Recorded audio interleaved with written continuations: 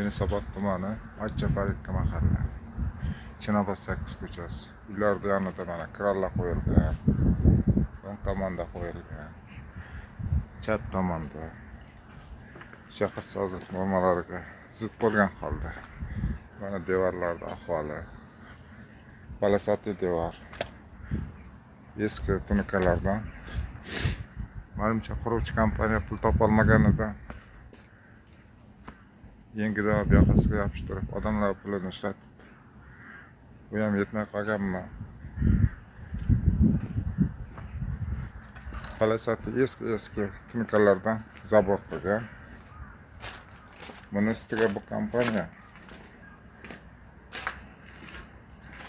Arthouse Strong Building kompaniyasi aholini uyiga bemalol gazin nazorat qilmaganligi sababli gazin xodimi Sultonov Davronda harakatsizlik sababli fuqaroni uygacha kavlab 10 metr chuqurlikda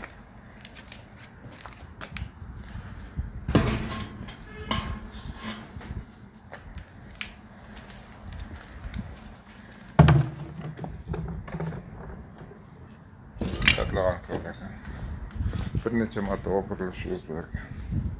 Mana qizil chiziq, krasniy liniya bor.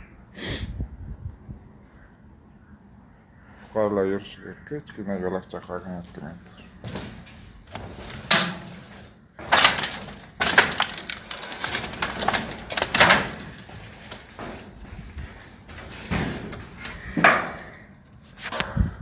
Endi necha metr chuqur kavlaganligini ko'rishimiz mumkin.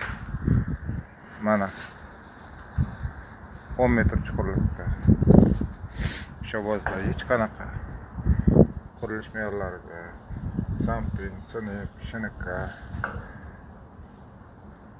qurilish vazirligining buyruqlariga, qurilish vazirligining nomiga chiqarilgan buyruqlariga nazorat qilinmaydigan.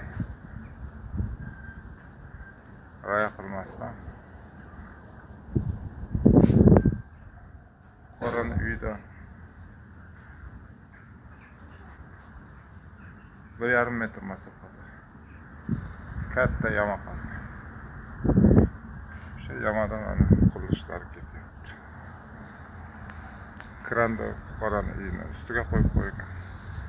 Narigi uylarda ham fuqarolar yashamoqda.